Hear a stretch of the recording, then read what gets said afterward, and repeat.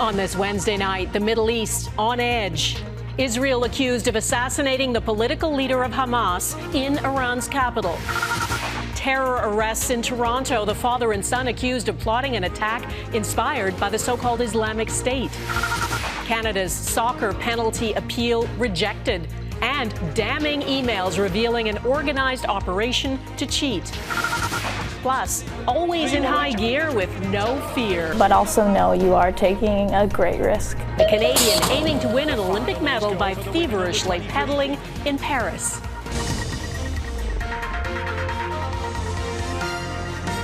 Global National with Donna Friesen. Good evening and thanks for joining us. After 2 assassinations on foreign soil, Israel is provoking a new escalation of violence in the Middle East. Iran's supreme leader blames Israel for an early morning missile strike on Tehran that killed the political leader of Hamas. Ismail Haniyeh was a key player in Gaza ceasefire negotiations, and now the world is watching how Iran and Hamas will respond. Israel's Prime Minister Benjamin Netanyahu says he is prepared for all scenarios. Israel will exact a heavy price from any aggression against us, he said in an address to the nation tonight. Iran is vowing revenge, and several major airlines have now suspended flights into Israel and Lebanon. Jackson Prosco has tonight's top story. Ismail Haniyeh was the political leader of Hamas, a central figure in ceasefire talks with Israel. His assassination on Iranian soil now threatens to plunge the entire region into war. Hamas says a rocket was fired into the Tehran apartment where Haniyeh was staying. We are not commenting on that particular incident. 3 of Haniyeh's sons were killed in an Israeli airstrike in April. Israel hasn't officially claimed responsibility for his assassination, but Iran's supreme leader warned of a duty to avenge the killing, saying Israel has prepared the ground for a harsh punishment for itself. The tensions in the region are significantly higher today. The possibility of an expanded conflict is certainly there. The U.S. says it had no advance warning of the strike and won't comment on what it could mean for ceasefire talks. It's hard to see how a deal could be reached now. I'm not going to speculate on what impact any one event might have on that. Without addressing Haniyeh's death, Israeli Prime Minister Benjamin Netanyahu said his country has delivered crushing blows to Iranian proxies on 3 fronts, including a strike that killed a senior Hezbollah commander in Beirut Tuesday. What Israel says was retaliation for a rocket attack that killed 12 children over the weekend. We're going to continue to be in this drip cycle of escalation and de-escalation. And there is no real clear off-ramp to address these security dynamics across the region. It is perhaps most devastating for the people of Gaza and for the families of Israeli hostages, all of whom had hoped a peace deal was within reach. If I were the family of an Israeli hostage being held by Hamas, I'd be very concerned today about whether or not I'm ever going to see my loved ones alive. Now the entire region is back on a very dangerous path, one that could see the conflict expand unless all sides find the will to show restraint. Jackson Prosco, Global News, Washington. 2 more journalists have been killed by an Israeli airstrike in Gaza while covering the aftermath of Haniyeh's death. Al Jazeera correspondent Ismail Al-Ghul and cameraman Rami Al-Rifi were wearing media vests. They'd filed a report from the family home of Haniyeh in Gaza and were leaving when their car was hit. That vehicle, also identified as media, was destroyed. Israel's military has not commented. According to the Committee to Protect Journalists, 113 journalists and media workers have been killed since the start of the war on October 7th. The World Health Organization says 85 sick and severely injured patients have been moved from Gaza to Abu Dhabi, including 35 children. It is the largest single medical evacuation from Gaza since October. The sweeping Israeli military operations have wrecked Gaza's healthcare system. The WHO says another 10,000 injured in Gaza still need to leave. In Ontario, a father and son face multiple terror-related charges. They are accused of planning a violent attack in the Toronto area. RCMP say they were taken into custody at a hotel on the weekend and say they were in the advanced stages of planning an attack in the name of the so-called Islamic State. Mercedes Stevenson is following this for us. An urgent counterterrorism operation in the suburbs. On Sunday night, police converged on this unassuming hotel and this home in the suburbs to stop an ISIS terror plot.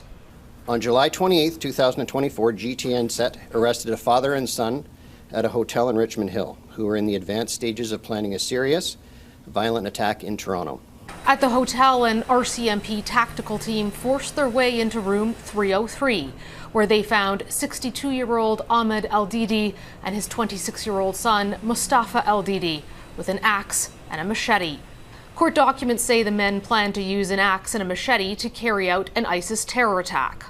Sources describe the plot as a mass casualty attack that was an immediate threat, meaning police had to move fast. I don't want to say imminent as, again, it's within an hour or two, but it was close. Multiple law enforcement sources told Global News the father and son had made a video in which they appeared with an ISIS flag and with an axe and a machete. So-called ISIS martyrdom videos often appear in the last stages before a plot becomes an attack. We're pretty confident how close they were to moving from simply having those tools and then moving on to actioning that threat. The men were not on Canadian authorities' radar before the beginning of July, but court documents allege that the father was involved in an aggravated assault in another country in 2015. Sources told Global News that the father allegedly appeared in an ISIS propaganda video around 2015, in which he allegedly hacked a man taken prisoner by ISIS with a sword. Both the father and son are Canadian citizens. The plot is disturbing to national security sources who say low-tech attacks that are difficult to detect in advance, like purchasing knives or axes, are regaining popularity with ISIS members. And while people may think that ISIS was over and done with when it was defeated in Iraq and Syria, experts here say it is very much still alive and well. The Islamic State has not disappeared. It didn't disappear when their territory was lost. It's still very much involved overseas, and it's still very much involved in engaging in attacks in different parts of the world, whether Afghanistan, different parts of the Middle East, and it's still looking to inspire individuals in the West. National security sources say they have seen a concerning spike in the number of terrorism peace bonds and terrorism charges that have been laid over the last year. Donna? Mercedes, thanks. The mastermind of the 9/11 attacks on the United States, along with two other men accused in the plot, have agreed to plead guilty. Prosecutors say Khalid Sheikh Mohammed and the two others will plead guilty in the 9/11 case. The New York Times reports prosecutors have told families of victims the guilty plea is in exchange for the prosecution agreeing not to seek the death penalty. The men have been held at Guantanamo Bay, Cuba since 2003 without going to trial. The 9/11 attacks on New York, the Pentagon, and Pennsylvania claimed the lives of nearly 3,000 people. Former U.S. President Donald Trump has questioned the racial identity of his Democratic rival, Kamala Harris. At a convention for black journalists in the U.S., Trump was asked if he agrees with some of his Republican colleagues who say that Harris is a DEI hire. That stands for diversity, equity, and inclusion. I've known her a long time indirectly, not directly very much, and she was always of Indian heritage, and she was only promoting Indian heritage. I didn't know she was black until a number of years ago when she happened to turn black, and now she wants to be known as black. So I don't know, is she Indian or is she black? She is always identified as a black woman. I respect either one. I respect either one, but she obviously doesn't, because she was Indian all the way, and then all of a sudden she made a turn and she became a black person. Harris is, in fact, the daughter of a Jamaican father and an Indian mother. She is the first black and Asian American vice president. Her campaign put out a statement today saying the hostility Donald Trump showed on stage today is the same hostility he's shown throughout his life. He has already proven he cannot unite America, so he attempts to divide us. To the Paris Olympics now, where Canada's women's soccer team won another match today and are on to the elimination rounds of competition. But that drone spying scandal still hangs over the team, and more damning information has been revealed about it. Our Crystal Gamansing is in Paris as new details emerge of how deep the spying scandal went at Canada Soccer. Crystal. Donna, that single game-winning goal for Team Canada didn't come until 60 minutes into the second half. And while the team advancing may be a Cinderella story, an ugly underbelly to the beautiful game has been exposed. The spying scandal, turns out, may go deeper than Canadians were initially told. The performance on the pitch was full of grit, but maneuvers off the field are again gripping the nation. The Court of Arbitration for Sport announced before the game that the appeal filed by the Canadian Olympic Committee and Canada Soccer is dismissed. Despite winning all 3 games in their group, they only ended up with 3 points. The decision to maintain the 6-point punishment handed down by FIFA is not surprising when you dig into emails shared as a part of the governing body's rationale. One, said to be from Bev Priestman's email account written March 20th, sought advice from HR about an analyst not wanting to spy. The email says it was something the analyst has always done, and there is a whole operation on the men's side. An email from an unnamed performance analyst to Priestman, also in the FIFA decision filings, noted the writer was unwilling to do this moving forward, citing moral objections and reputation. Laura Meisner researches the social impacts of sporting events and is a professor at Western University. We know for sure that cheating happens in various sports in various ways. We always, of course, hope that it's not happening for our Canadians and our Canadian athletes. 2 incidents of spying related to the women's team were revealed last week after New Zealand alerted authorities about a drone overhead during a practice session. While players maintain they did not know about the illegal and unethical activities, questions are being asked about how widespread Team Canada spying is and how far back it goes. The Canadian Olympic Committee and Canada Soccer originally defended Priestman before suspending the head coach and sending her home. FIFA handed down a 1-year suspension to Priestman as well as assistant coach Jasmine Mander and Canada Soccer analyst Joseph Lombardi. Perhaps maybe I wish this would have not happened at the Olympics, but if not now, then when? And I think it's good that this is becoming a situation to unpack and start deep cleaning Canada Soccer. The victory in Nice Wednesday demonstrates the team's resiliency.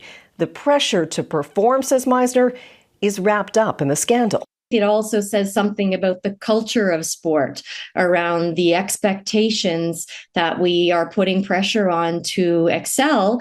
And unfortunately, that means oftentimes, all too often, win at all costs. Clearly, this is still a developing story, Donna, but Team Canada will take on Germany in the quarterfinal come Saturday. All right, Crystal, thanks. The triathlon went ahead today in Paris. The men were supposed to compete yesterday, but that was delayed because of poor water quality in the Seine. Tests today show the water was safe. Canada's top finisher was Manitoba's Tyler Mislawchuk, who placed 9th. Our race was strange. It was crazy current, which was difficult to deal with, and then wet on the bike course from the rain in the morning, and then to scoldering hot on the run. The only other event in the river is marathon swimming. It's scheduled for August 8th and 9th. Excitement at the pool today. Montreal's Ilya Karoun became the first Canadian man to win an Olympic medal in swimming since 2012. His final push got him the bronze in 200-meter butterfly. It's Canada's first ever medal in that event. And that bronze gives Canada 7 medals at these games, good for 9th place in the overall medal standings right now. They're sorted by who has the most gold medals. China is in the top spot now, just ahead of France and Japan. One young woman from Alberta is cruising for gold. Coming up, meet the Olympian speeding for the podium in her first Olympic Games. Plus, the pressure on Venezuela to release election results, the close ally calling for transparency.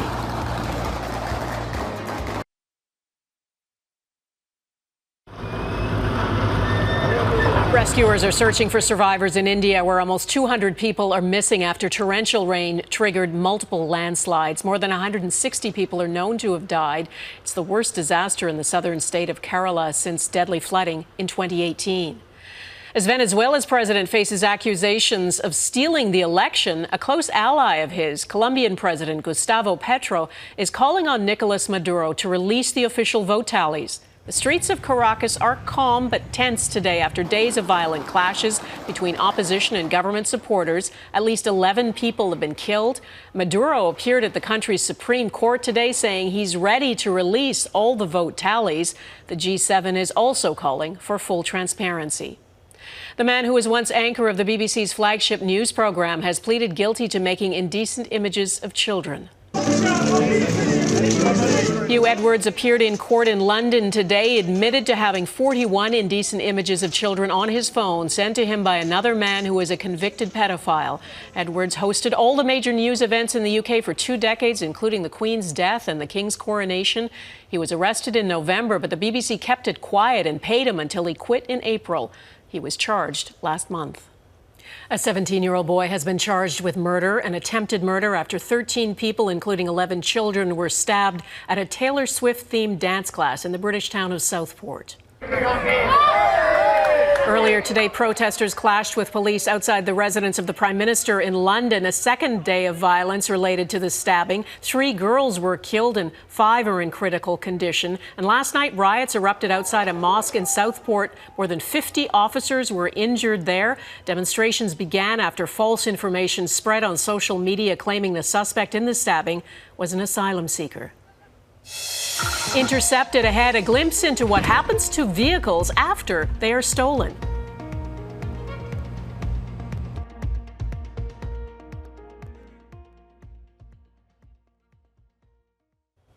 A Global News investigation into Canada's auto theft crisis has an exclusive look at what happens to stolen vehicles. Many of them are smuggled out through the Port of Montreal in shipping containers. The few that are intercepted are sent to an examination centre run by the Canada Border Services Agency. And as our chief investigative correspondent Carolyn Jarvis reports, the recovered vehicles are then sent to another secret warehouse to figure out exactly what happened. In a gravel lot on the outskirts of Montreal, a sea of recovered stolen vehicles. Mercedes, Lexus, Toyota, Honda. These are all stolen cars. Correct. The majority of them are going to be from Ontario and Quebec, but we're also starting to see vehicles coming from the West Coast as well. Cars from the West Coast are ending up here. Yes. This facility is operated by Equité Association, a not-for-profit funded by insurance companies, which helps fight insurance crime. These are the cars the criminals didn't get away with. What would this sell for overseas? If you look at some of the vehicles that might sell for $80,000 to $100,000 here, they can sell for up to $150,000 US. More. What's common among almost all these stolen vehicles is push-to-start keyless entry, a vulnerability thieves know how to exploit. Where would most of these vehicles be headed? They're destined for West Africa, parts of Europe, parts of the Middle East. We're dealing with about 44 countries, and the list continues to grow. What the criminals are after has shifted in recent years. SUVs, pickup trucks, and luxury sedans. Tundra, Dodge, Tundra. Look at that. Yeah. These vehicles are lined up for a forensic examination. So this is the secondary inspection. So at the Port of Montreal, that's where the detection happens. And once there's red flags, the vehicles are brought to this location for the expert examination. It's the examiner's job to piece together what happened, collecting each part number with the help of a snake camera to then confirm the true VIN or vehicle identification number. To make sure the vehicle is what it appears, what parts are stolen, if the vehicle's stolen, and how it was stolen. 900 vehicles have come through this inspection center in just 4 months of this year, many of them high-end, like the ones in this container, cleverly hidden with car scraps. Behind it, a stolen Ferrari from Toronto and a Lamborghini from the Halton region. It's purely financially motivated. This is all about financial gain.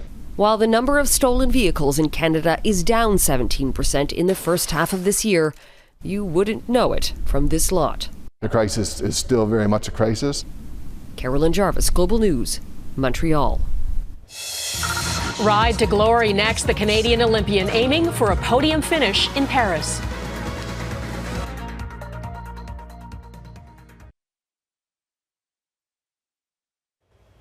BMX racing is one of the newest Olympic sports, and it's one of the most dangerous. But don't tell that to Molly Simpson. She's a 21-year-old from Red Deer, Alberta, and she's riding into Paris with momentum after winning a silver medal in last year's Pan Am Games. As Mike Armstrong explains, Simpson is hoping her need for speed will lead to a podium finish. Okay, riders, random start. At the start of every race, there is a tension. A moment, Molly Simpson says, where each rider knows anything can happen. Looks like you honestly have no idea what's going to happen after the gate drops. The riders could crash, you could hit a rider, your bike can malfunction, things like that. So you kind of have to go in with no fear, but also know you are taking a great risk. Molly Simpson's in there in 3-1. There is almost always contact from the first seconds of a race, often right to the end, jostling for position. Oh, Canada! 22-year-old Simpson says she tries to turn fear into fuel. The more adrenaline she can find, the faster she can ride and react. There are falls, YouTube's full of them, including some Simpson posted herself. Sometimes you lie there on the ground, you do your little check, okay, am I okay? And then you gotta kind of slowly get up and, I guess shake it off. And if you're injured, then you deal with that and recover, and then you're back at it. Don't know what you're saying. Simpson first tried BMX riding when she was just 10. She bought her first bike that same day. There have been successes. She won a silver medal last year at the Pan Am Games, but these are Simpson's first Olympics. She hopes to medal, compete in 2 more Olympics, and to grow the sport. We are seeing a bit of growth in our sport, so that's really cool. More sponsors flowing in, the numbers are increasing, tracks are getting better. It's just really cool to see. Now, Simpson will compete in Paris with one of her heroes. People in the sport call Colombian Mariana Pajón the queen of BMX. She's going to be looking for a 3rd gold medal. Simpson says she's hoping for a first, but also wants to inspire Canadian girls the way Pajón inspired her. Mike Armstrong, Global News, Montreal. Takes guts. That is Global National for this Wednesday. I'm Donna Friesen. Tonight's Your Canada is a pod or a squadron of pelicans at Frank Lake near High River, Alberta. Thanks for watching. Hope to see you here again tomorrow. Bye-bye.